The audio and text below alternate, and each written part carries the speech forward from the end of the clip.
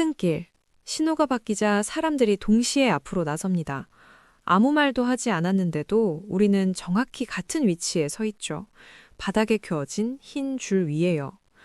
그 위에 서면 건너도 되는 자리라는 걸 모두가 압니다. 신호를 기다리고 초록불이 켜지면 함께 건너죠. 너무나 당연한 일상입니다. 그런데 문득 이런 생각이 듭니다.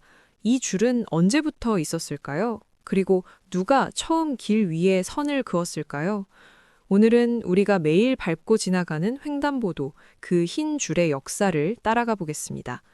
이 선이 단순한 페인트가 아니라는 걸 알고 나면 길을 건너는 느낌이 달라질 거예요. 먼저 시간을 거슬러 올라가 보겠습니다. 20세기 초로요. 자동차가 막 보급되기 시작하던 시대, 도시는 혼란 그 자체였습니다. 사람은 걷고, 마차가 지나가고, 이제는 자동차까지 등장했어요. 그 전까지 길은 어떤 공간이었을까요? 길은 사람의 공간이었습니다. 굳이 건너는 자리를 정할 필요가 없었죠. 아무 데서나 건너면 됐으니까요. 19세기 도시 사진을 보면 사람들이 길 한가운데를 자유롭게 걸어 다니는 모습을 볼 수 있어요. 마차도 있었지만 마차는 사람보다 느렸고 마부가 말을 조종해서 사람을 피할 수 있었습니다. 하지만 자동차가 늘어나면서 모든 게 바뀝니다. 문제는 속도 차이였습니다. 사람은 여전히 느렸고 자동차는 점점 빨라졌어요. 1900년대 초반 미국과 유럽 대도시에서는 교통사고가 급격히 늘어나기 시작했습니다. 특히 어린이 사망사고가 많았어요. 아이들은 길에서 뛰어놀다가 자동차에 치이는 일이 빈번했죠.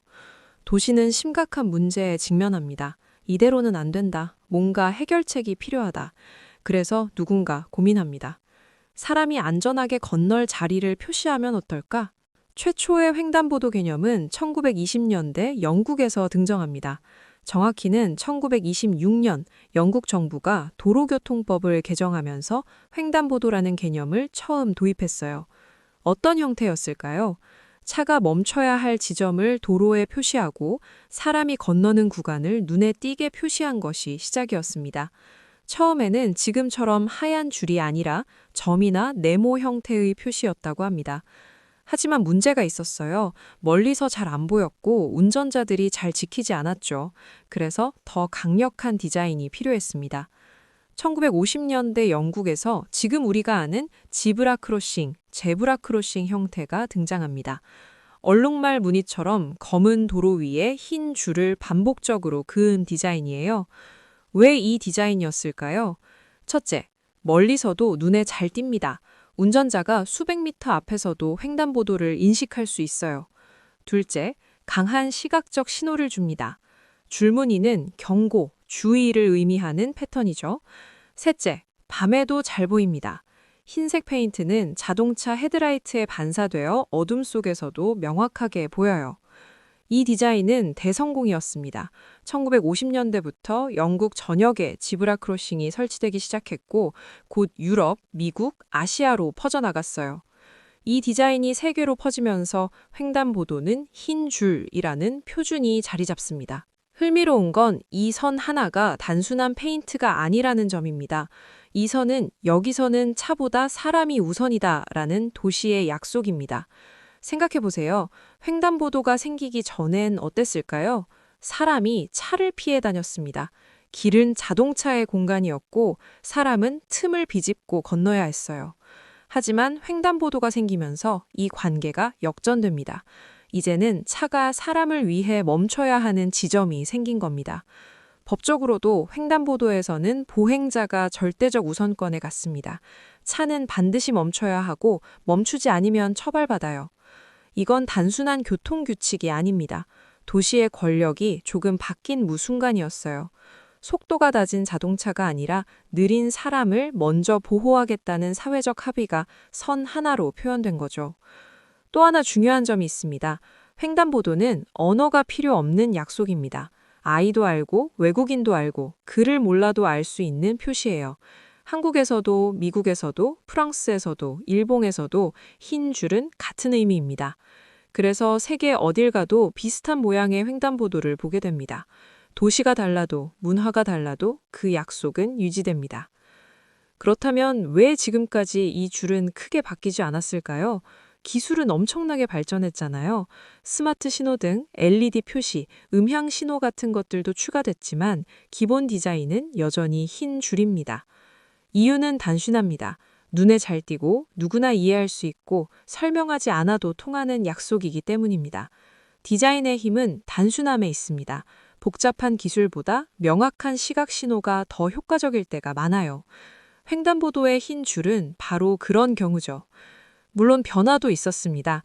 어떤 나라에선 대각선 횡단보도를 만들었어요. 교차로 대각선으로 건널 수 있게 해서 보행자 편의를 높인 거죠. 어떤 도시에선 3D 횡단보도를 실험했습니다. 줄이 입체적으로 보이게 해서 운전자가 더 조심하게 만드는 거예요. 하지만 기본 원리는 같습니다. 흰 줄로 사람이 건너는 구역을 명확히 표시하는 것. 이 단순한 원칙이 100년 가까이 유지되고 있는 겁니다. 횡단보도를 이렇게 자세히 살펴보니 어떤가요? 그냥 페인트 칠한 줄이 아니라 그 안에 담긴 의미가 보이시나요? 이제 길을 건널 때 그 흰 줄을 한번 다시 보세요. 그건 그냥 페인트가 아니라 사람의 속도를 보호하기 위해 도시가 처음으로 그어 넣은 선입니다. 20세기 초 자동차가 도시를 장악하려 할 때 누군가 말했습니다. 아니다. 길은 여전히 사람의 것이어야 한다. 적어도 이 선 안에서만큼은. 그 한 줄의 선택이 지금까지 이어지고 있는 거죠. 알고 나면 이렇게 보입니다. 횡단보도는 길 위에 그어진 선이 아니라 사람을 먼저 두겠다는 도시의 선언입니다. 빠른 것이 느린 것을 배려하고 강한 것이 약한 것을 보호한다는 약속. 그 약속이 매일 우리 발밑에 깔려 있습니다. 정리하면 이렇습니다.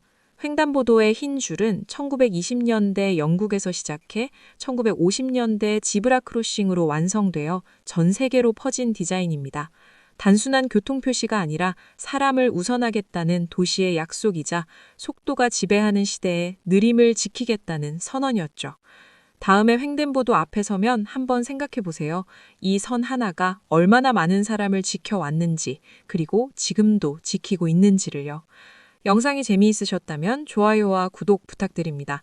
다음에는 또 다른 일상 속 역사를 탐구해 보겠습니다. 시청해 주셔서 감사합니다.